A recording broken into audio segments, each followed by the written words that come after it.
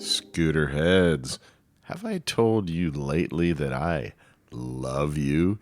That you are beautiful just the way you are. I don't know about physical appearance.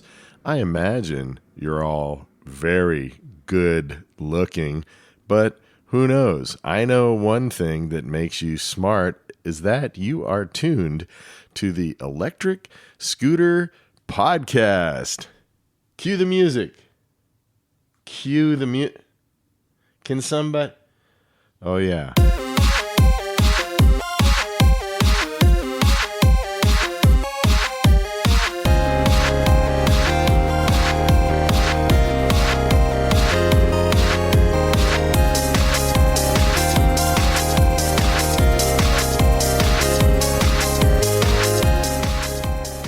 I am so excited, and I just can't hide it. I have so much material to offer you, and not just any old material. I mean quality material. I would imagine that maybe the next 4 or 5 podcasts are already completely booked up. I interviewed some just incredible people, full of knowledge, interesting. The conversations were just full of information that I was genuinely curious to know. For a while, I wasn't an interviewer. I was able to just ask anything on my mind, and I had a knowledge repository close by that had answers, and not just from YouTube videos or reading, but practical, actual experience. That's right. Recently, I attended CES, the Consumer Electronics Show. For those of you who don't know that much about it, I'll explain a little bit about what CES. It's held annually in Las Vegas, and it's where all of the large corporations that produce the most cutting-edge, interesting, new, forward-thinking gadgets, vehicles, medical breakthroughs, anything you can think of. Products that are, I would say, the very vast majority not available currently, but are getting ready to come out, or they're gauging interest. And I think they really make their money just from selling the booths to the different companies, because, like I said, their products are not really available, but they're looking for sponsors, somebody to provide them money or to mass produce them.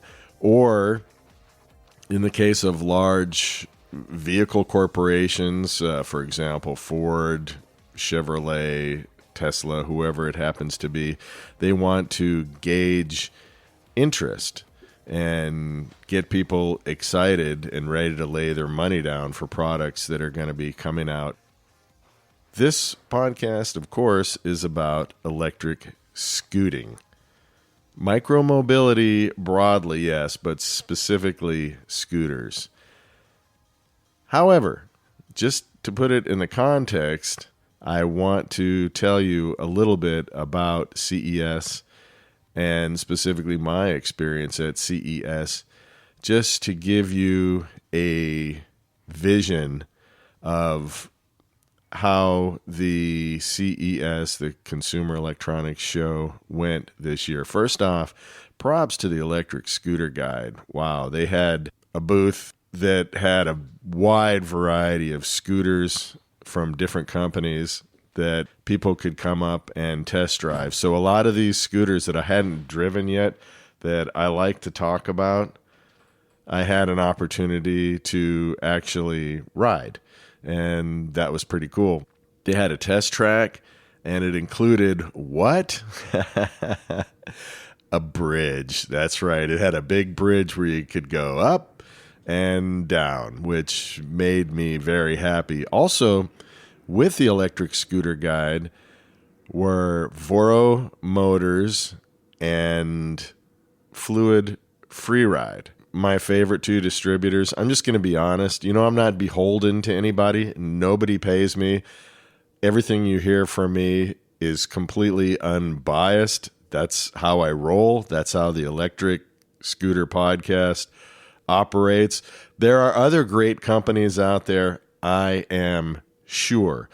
But I can tell you with all confidence, because I have purchased products and interacted with Voro Motors and with Fluid Freeride. I didn't get a chance to talk to anyone from Voro Motors. I saw Melvin very briefly, but I was so wrapped up in all the things I was doing, I didn't have a chance to sit down and talk to him. The Paul Somerville was there, and likewise, I've interviewed him once. The highlight probably of all the interviews I've ever had as far as just a brain trust of knowledge about scooters and all things two wheels. He's an engineer. He knows these scooters inside and out. But I also got to talk to Greg from Fluid Freeride, where he told me they're opening 2 new shops. Super exciting. Well, one of them is already open in Brooklyn, and he's opening one in the Bay Area, San Francisco. And that guy, let me tell you, he is handy, mechanical. He can basically build a scooter from the ground up. He started out young working on houses. You'll hear the whole interview later, but that was a surprise to me. I wasn't expecting to find him or anyone like him there. I was hoping at best just to corner Paul Somerville briefly and get an interview. But I met Greg there, and wow, I would have had him there all day long. I would have monopolized his time because he was fascinating. He's eloquent. He knows what he's talking about. He was just a great interview. Really ranks up there with the top interviews that I have done on this podcast. And I'm so excited to tell you that, when you're outdoors and I'm using portable equipment, you're not really sure how things are going to turn out. But I did listen to the audio, and it's really high quality audio. There's people riding scooters all around us. There's noise. There's airplanes flying overhead. There's helicopters. There's people laughing, coking, and joking and skylarking. There's a word for you. To my listeners in Greece, Australia, the Netherlands, Sweden, and America, skylarking means generally joking around, not doing necessarily anything productive. As a little aside there, that's what people were doing all around us. So there were a lot of distractions, and there were demands. There were people from all over the world and representing all different companies coming up wanting to ride scooters. There were people from scooter companies who really knew what they were doing. There were people first-time scooter riders, and they have a million questions about all the different models and even how to ride. I don't know if I'll show you a glimpse of some of the questions that they had. Maybe I will. Maybe I won't. I don't know. I am in the fortunate position of having a lot of really good content to bring to you. And that is why I'm so excited. So first, one thing I found interesting about CES that I had heard on the radio and also on the news. COVID. Everyone's talking about COVID. On this podcast, I like to keep things positive. So you haven't heard me talk about COVID that much. From the last podcast that I was a little bit under the weather. So I did get cleared by a doctor to go to CES. I was perfectly okay. And not getting into politics or anything, but, if you're not vaccinated, you do you, right? Isn't that what the kids are saying? You do you. I'm fine with that. I don't have any political stance on it. I'm neutral. I get both sides. I I don't like to talk about myself too much. I like to make this about scooters, but this is about CES, and there's a fallacy out there that I just think I should say something. I have had 3 shots. I had my 2 shots. I had my booster. If there were more available, I would have taken more shots. If it's a buffet, give me some Pfizer, toss a little Johnson & Johnson on my, COVID vaccine salad, as I'm walking down the buffet. But yes, I had COVID and I've had 3 shots. So I'm not the guy you need to worry about. Plus, I always try to be ethical and moral. And you want to stay within the limits of the law also. I will stretch that to say if I were in Australia or England, I would still ride electric scooters, even though they're against the law. But as far as being ethical and moral, I did have a frog in my throat.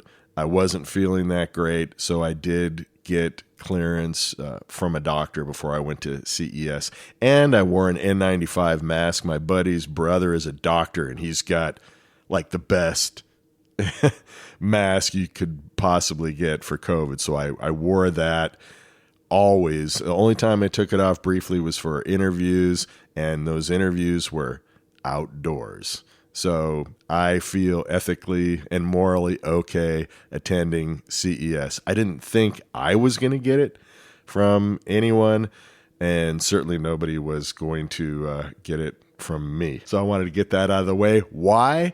Because I heard on the radio and news programs how strict CES was about screening people for COVID this year. Specifically, they said everybody that attended had to take a self-COVID test and present that at the door each day to get in. And I'm here to tell you I attended, and that is just not true. I don't know why people are putting out this information. It was not true. You did get 2 self-tests for COVID in a box made by Abbott Industries.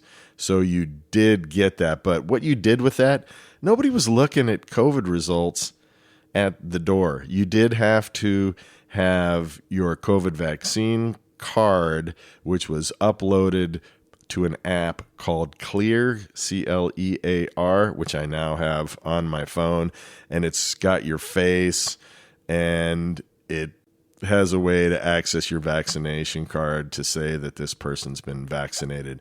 Once you did that, you got your badge, they let you in.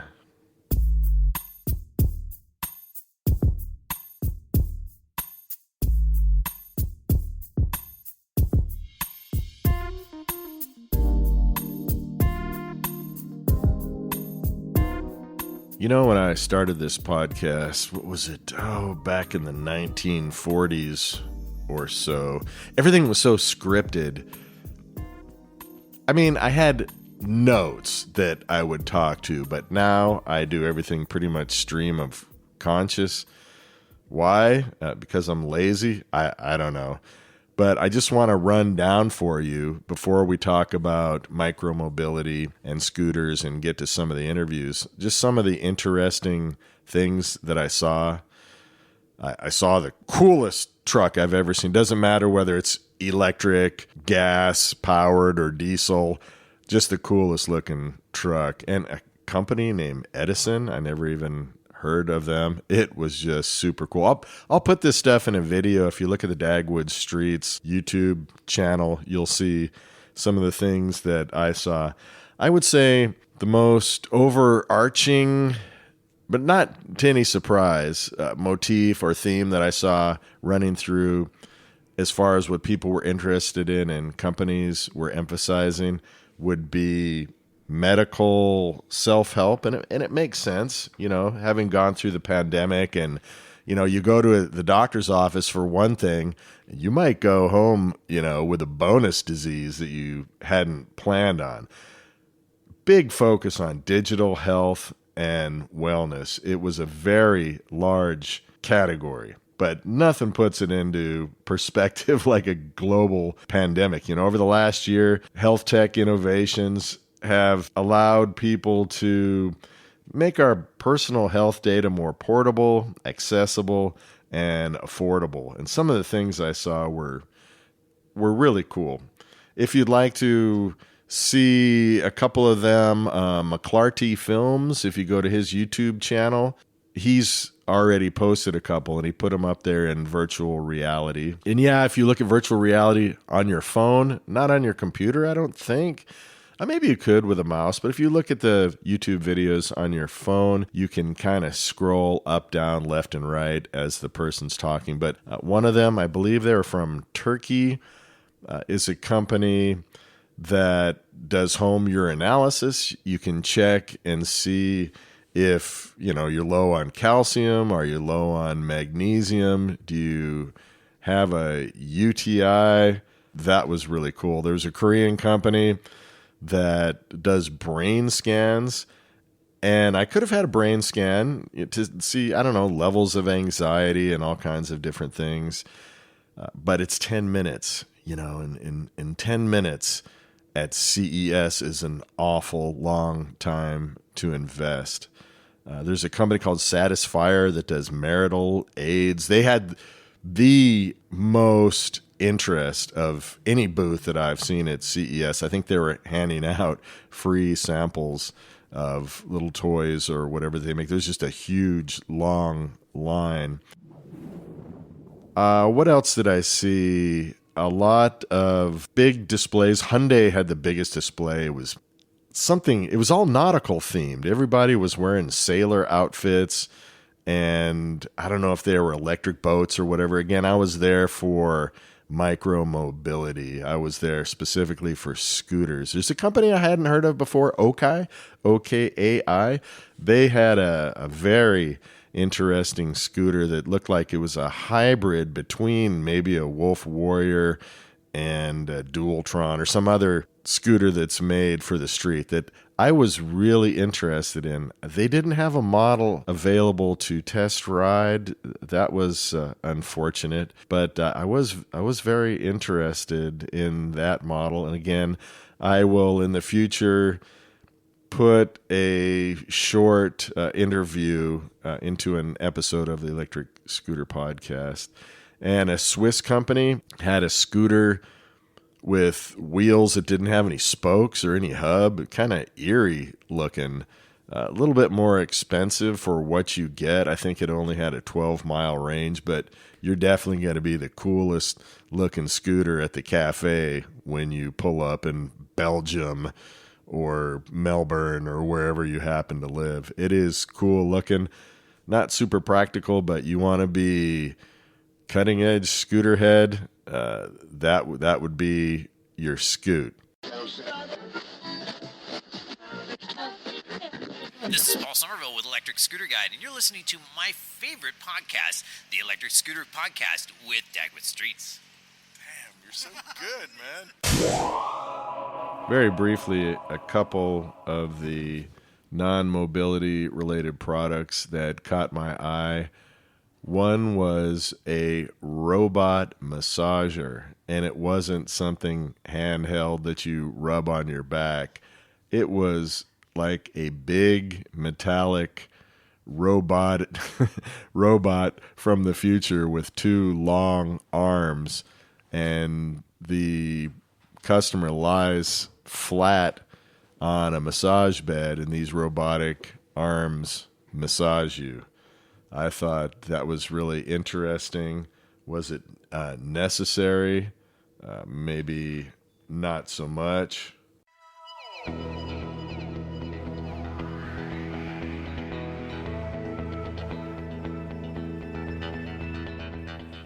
Helium, H-E-A-L-I-U-M,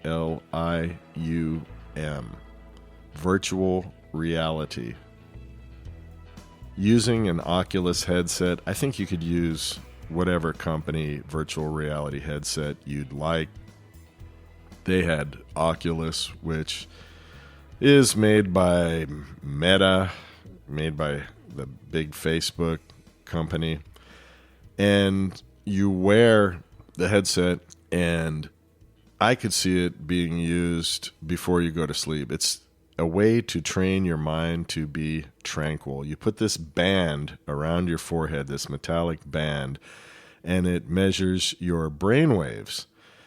And as you're looking, you can see a forest. I'm sure they have all kinds of different moonscapes, underwater. I don't know. But the one I was looking at was a jungle. Butterflies floating by. You could hear crickets and frogs.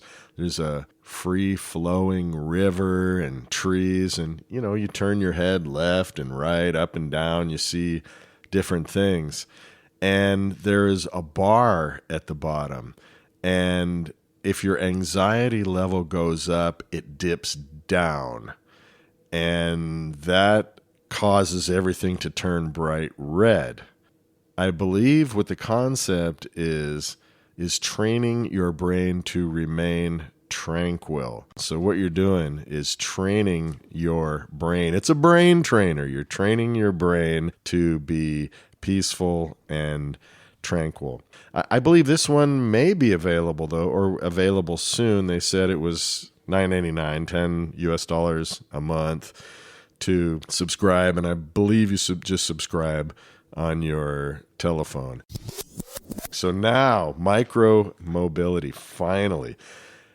Thank God that everything wasn't about self-driving cars, because I'm in scooters not to save the planet, but because they're fun and I enjoy them. They're like surfboards with two wheels and a handle, or skateboards with two wheels and a handle. It's a way to put the rest of the world out of your head and focus on what you're doing in the now. So I am not looking for something that would allow me to go from point A to point B, and I can still get on my phone and pay bills or answer texts or things like that. That's not what I'm looking for. That's not it. And, where did I see that quote? I saw it here talking about percentage of people who are interested in self-driving cars, automated cars. I do not understand that. I can't see it applying to scooters. Maybe it would. Is there anybody out there who wants a self-driving scooter? Here we go. CTA Market Research. CTA are the folks that really drive CES, the Consumer Technology Association. 66% of consumers expressed interest in replacing their current car with a self-driving vehicle. Really? Who are these people? 66% of people don't enjoy driving? So there's your background to CES. Now let's get down to brass tacks. Now to the interviews. Greg from Fluid Freeride. So Greg, it's great having you on. How's it going today? Pretty good. We've been having a lot of riders come through, and just a lot of demonstrations. Meeting different vendors has also been pretty cool here. Even though it's a lower turnout than previous CESs, it's still nice to see happy faces and people enjoying the product. And it's a beautiful day today. I mean, for a winter's day, we've got sunshine. The temperature is perfect for scooting, isn't it? It is tremendously wonderful. It's clear and exactly that, just perfectly warm, no wind. A nice, bright, sunny day to go scooting, exactly. And you are representing Fluid Freeride. Yeah, definitely. I work with the company. I'm their chief technical officer. At the shops, we get to let people experience the products, but in a retail setting. But it's nice without any of that kind of veil, just seeing people's opinions and kind of expressions about our different models, just in an unbiased place, and even some new participants who don't have any experience with scooters kind of getting introduced over here at the ESG booth. And Fluid Freeride, I should say, it's a company I have used, I have bought products from, and I'm very satisfied. I do always recommend that people who are buying scooters don't buy from Alibaba or some unknown distributor. You buy from a verified, tried and true scooter company distributor such as Fluid Freeride. I also recommend Voro. There are a lot of very, very reputable distributors out there. Well, I shouldn't say a lot. There are a few, and you are among them. I'm really happy to have you here today. And can you tell me a couple things about Fluid Freeride? And I know you're doing a few things specifically. You're opening a couple shops. Could you tell us about that? Absolutely, and you hit it right on the mark. It is irrespective of which trusted vendor you choose, it is important to choose a trusted vendor, one who has a good reputation, because a lot of us kind of make our mark or cut our teeth on providing customers with that aftercare, the customer support, the access to parts, and especially knowledge that can be very much lacking in the purchase experience if you buy from somewhere like Alibaba or another marketplace, where it's just cash deal, you get the scooter, and there's not any implied warranty or any support. That leads into kind of what you were asking me about opening stores. It ties in with our overall goal of providing our customers, mainly in the U.S. at the moment, the best possible means to get their scooters mainly repaired, but also, access to just people who are knowledgeable about it within, say, driving distance. Because you're based in Florida originally. When I dealt with you, I'm in Las Vegas. The Scooter Dome is in Las Vegas, and you're in Florida. But I got the product quickly, and when I had questions, I was able to call, and you folks were able to answer those questions. Yes. And these products, these scooters, are manufactured in a foreign country, overseas. They have to be packed up.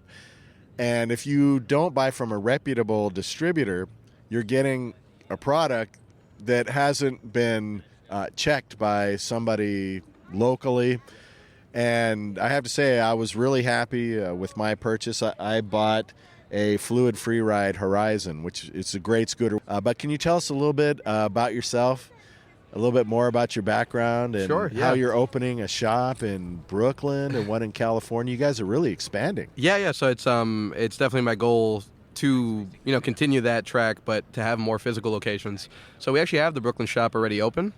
And what allows me to do this in a rather quick, rather fast manner, so to say, is just a decent amount of experience kind of being a jack of all trades, right? So I started off early on when I was a kid helping my grandmother, right, maintain her house. I do all the plumbing, electrical. And where was this? What city? I'm sorry. I'm from New York City. I grew up in a place called Ozone Park, which many people know, probably closer to JFK Airport in New York City. But, kind of a bored kid, had an old house that had a bunch of rickety problems and, nothing but time to get tools, or a very supportive grandmother to help me get those tools, take care of the house and chop away and do carpentry and electrical work and whatnot. And that manifested itself as I got older into, just an interest in mechanical things in general. So I've always had a love of bicycles. I've always had a love of motorcycles. And kind of concurrently, I explored both of those things. With bicycles, starting to work on my own, wrench on my own. I did food delivery, so I would be working on my bike all day. Are these pedal bikes or e-bikes? Pedal bikes. Eventually, it does actually transfer over to e-bikes as I grow my electronics knowledge. And then I actually ended up racing bicycles for a good amount of my teenage years. Yeah, so I used to race on the road as well as on the velodrome, track racing. I got up to Category 2 on the road, which is kind of like, I would say, higher amateur level, right? And I really loved it. It gave me a really nice friends group and a really good kind of medium. It's pretty dangerous, isn't it, the street?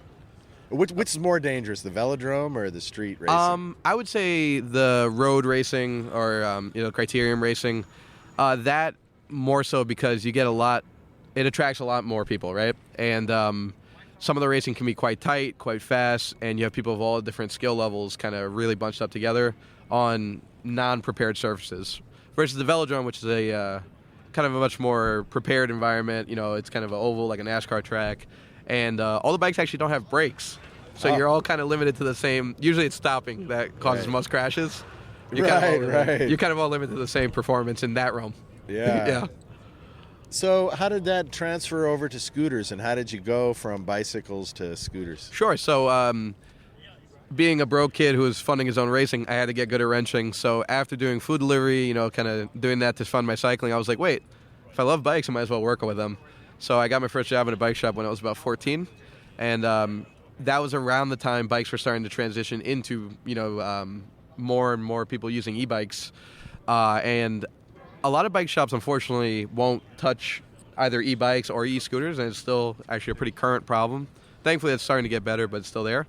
But for me, that never seemed to make sense. If you're a mechanical-minded person and you love machines, then it pays to take the time to study the electronics and study the machinery. So more e-bikes came into the shop. I always had the attitude of being kind of gung-ho and not saying, immediately no to customers. I'd give a crack at it, and that led me to learn e-bikes to a pretty intimate degree. Later on from there, I ended up opening up my own mobile bicycle shop, actually. So I have a retired ambulance that is actually a full shop for e-bikes. Wow. And a retired ambulance? Yeah, so is it a mobile mechanic kind of thing? Yeah. So it's wow, we need that in Las Vegas.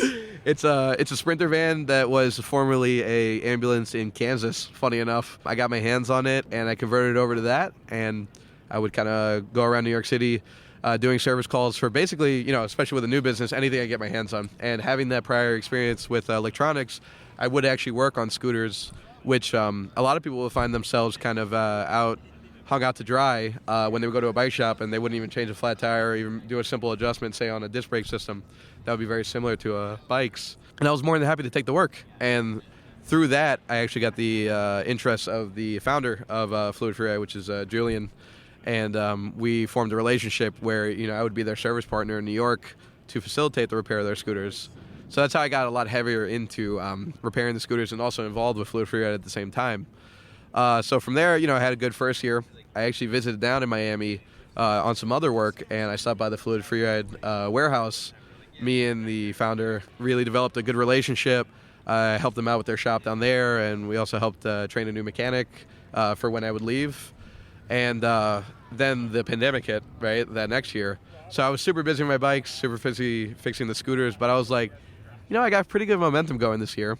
Why don't we take advantage of this? And I got back in contact, or, kind of reinstated the heavier amount of contact with Julian, and I was like, I think we should open up a shop in Brooklyn. And so we did. We started looking for a space. Was that difficult during the pandemic? Did you run into issues, or are there a lot of vacancies now because of the pandemic? You know what? For the type of spaces we were looking for, there was only a limited stock, right? I would keep running around maybe the same 10 or 15 properties. Thankfully, it wasn't as much landlords being unwilling to, rent to us or give us good terms.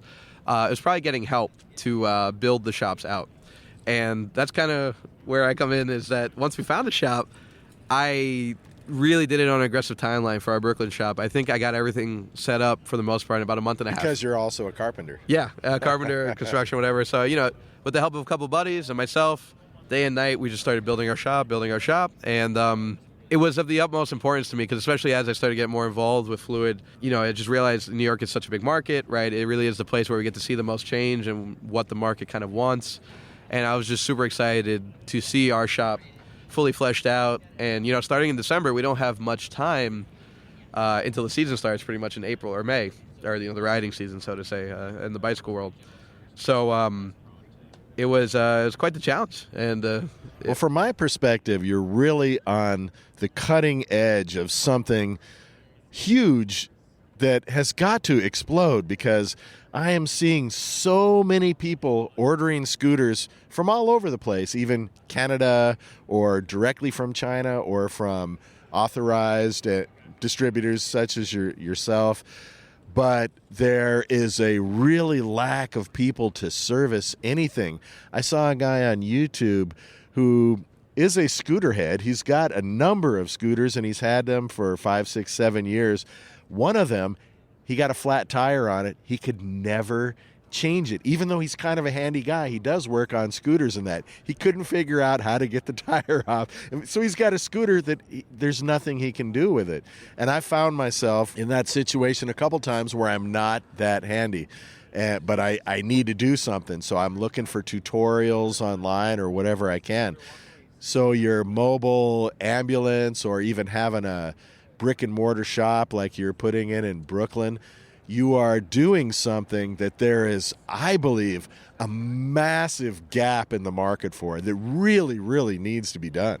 Yeah, and so I see that need, right, in the market and industry, and it's one of my main missions with our company is to make sure that customers have access to that service infrastructure that they need.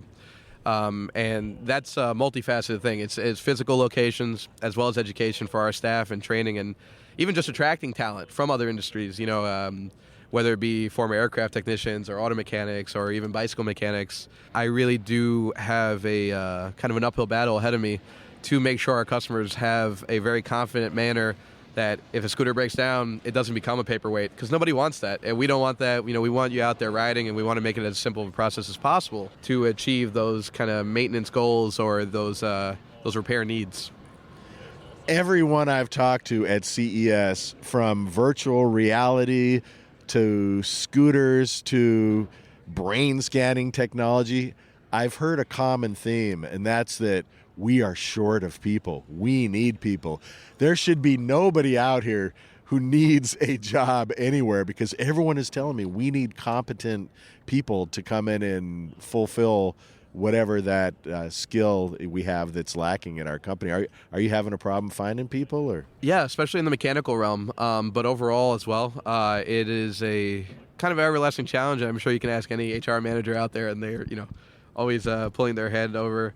Thankfully, for us, on a side note to that, for us specifically, once we do have people, we don't have a very high turnover rate at all, because we really try to produce a nice work environment. That's obviously integral, right? Beyond any training or any tools I can provide, if you're not happy working there, that won't fix anything. It's a real issue. Even for me, I'm a fairly open-minded individual. Even if you have the right attitude, some mechanical aptitude, and just the vigor to go through it, I will take somebody from no experience to, either trained enough or fully trained to work on our units. But even with that, and putting that out there, I do have a lack of mechanical staff, especially. there he goes, Scooter Heads. Greg, the Chief Technical Officer for Fluid Free Ride. You heard what he said. They're looking for skilled mechanics, engineers, and even staff. And I don't think you could find a better mentor. Who else would you want to work for? That guy, he's not only skilled from the ground up, but well-spoken, knowledgeable. He sounds like a great guy that you would want to work for. He has the staff in mind. Even in the conversations we had on the side, he was talking about he knows how important it is to have a great work environment. So if I knew how to work on scooters and was looking for a job, want to live in Brooklyn or San Francisco, I'd be hitting up Fluid Free Ride. And if I were a billionaire industrialist, this is the kind of guy I want to hire. And Julian, give this guy a raise. Anybody who runs a scooter company and doesn't listen to the Electric Scooter podcast, like they'd say in California, what are you doing? What are you doing if you're not listening to the Electric Scooter podcast and you work in the scooter industry? I don't know. Just a guy asking questions. What a great conversation that was. I could have monopolized his time all day, and I did take a lot of his time. So that means, Scooter Heads, next week you're going to hear more of the Chief Technical Officer from Fluid Free Ride. You know I don't endorse any companies, but I'm telling you, I have bought things from these guys. They didn't know who I was, just a customer, and they are a good company. And my opinion, they're very lucky to have Greg as their Chief Technical Officer. So stand by until next week. More from CES and more from Greg. Until then, keep the shiny side up and the dirty side down.